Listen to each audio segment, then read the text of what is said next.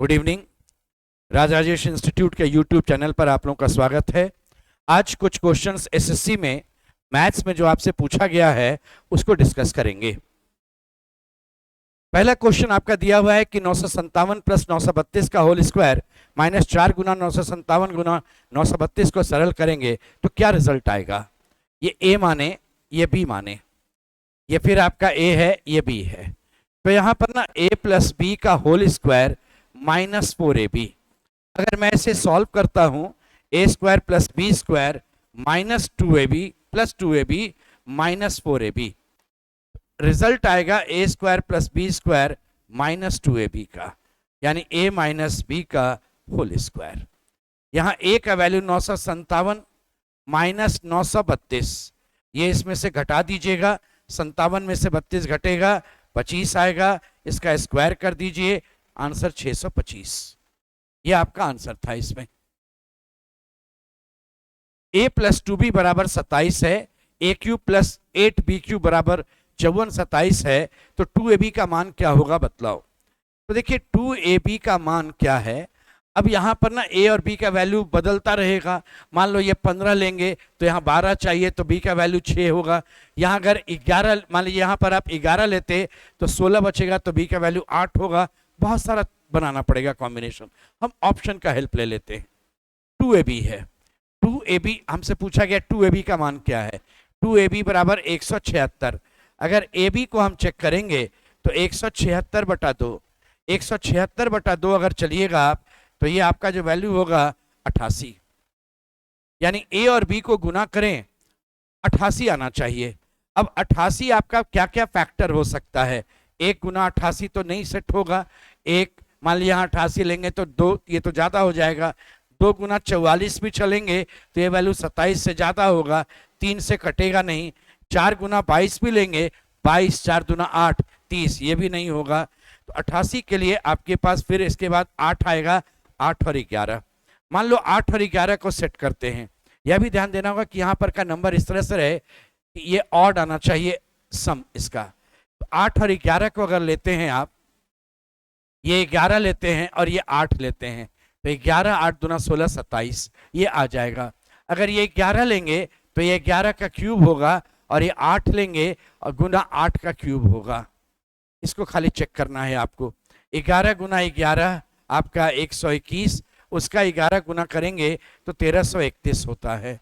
और 8 गुना 8 का क्यूब, 8 गुना 512, 8 पचे 40, 12 ठे 96, 4096, तो 4096 में 1331 जोड़ेंगे तो 6 और 1 7, 9 3 12 का 2, हाथ में 1 रहा, 3 1 4, ये रहा 54 27। ये भी सेट कर गया आपका, ये सेट कर गया, आपका आंसर तैयार। नहीं होता तो हम अगले ऑप्शन पर आते, फिर अगले पर आते, फिर अगले पर चेक करते हुए जाते। वैसे ये ऑप्शन ऑड नंबर होने के कारण 2 से जब डिवाइड करेंगे तो 74.5 आएगा, जो यहाँ गुना करके सेट नहीं हो पाता आपका, इसलिए ऐसे भी कैंसिल। बाकी चेक करके अपना आप देख लेते। आंसर मिल गया, आगे चेक करने का नहीं जरूरत था। निम्नलिखित में से कौन सी संख्या 3 से विभाज्य है। देखिए बड़ी से बड़ी संख्या 3 से विभाज्य के लिए सबका जोड़ जो आएगा सभी अंकों का ना, वह 3 से पूरी तरह कट जाना चाहिए। उतना नहीं करने का जरूरत है। आप देखिए 3 जो है ना, 3 या मल्टीपल ऑफ 3, उसको हटा दीजिए। अब 2 2 4 7 4 11 5 16, 16 3 से विभाजित नहीं है। 3 कट गया, 6 कट गया, 9 कट गया।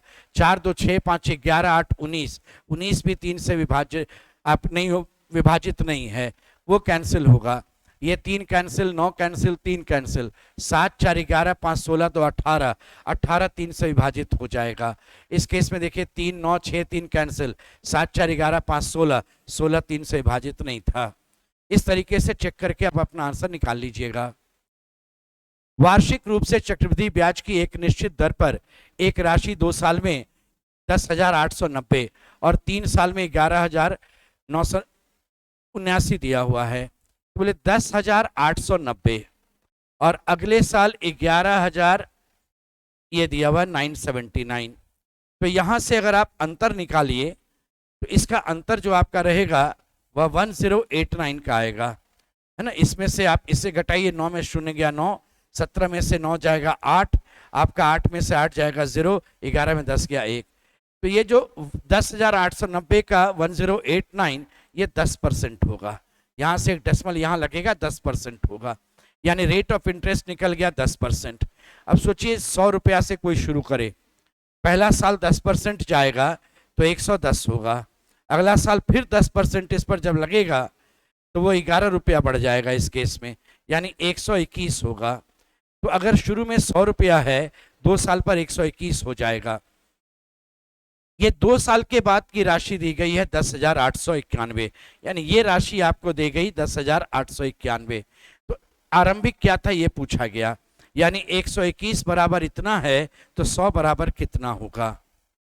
121 बराबर आपका दिया हुआ है 10,891, तो 100 बराबर कितना होगा, 10,891 गुना 100 बटा 121। 12 9 108, ये कटेगा 9 गुना 1 9। तो ये आपका जो है ना 10,000, आप इसको गुना करके देखिएगा तो 10,890, ये 10,890 जो आपका है ये कटेगा तो ये 90 बार जाएगा, ये 90 बार जाएगा, तो 90 गुना 100 बराबर आपका ये 9,000, ये आपका 9,000।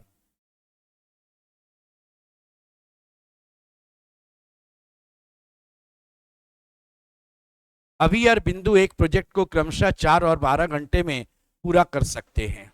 अभी 5 AM पर प्रोजेक्ट आरंभ करता है और वह वैकल्पिक रूप से प्रत्येक 1-1 घंटे के लिए कार्य करते हैं। कितने बजे प्रोजेक्ट पूरा होगा आपसे पूछा गया। अभी जो है वो 4 घंटा में और ये जो है वो 12 घंटा में काम करेगा। 4 12 कैल्शियम 12 लिया, 4 तिया 12, 12 गुना 1 12, यानी कार्य की क्षमता 3 और 1 की है। 5 बजे काम शुरू किया, 5 से 6 ऐसे चलते चलेगा। 5 से 6 अभी काम करता है 3 काम, 6 से 7 बिंदु 1 काम, फिर अभी 3 काम, फिर बिंदु 1 काम, फिर अभी आपका रहेगा 3 काम, 3 1 4 3 7 1 8 3 11 आ जाएगा, और फिर यहाँ बिंदु काम करेगा 11 बजे तक, एक और काम होगा। तो 3 1 4 3 7 1 8 3 11 और 1 12 काम हो गया। 11 बजे जा करके आपका काम पूरा हो जाएगा।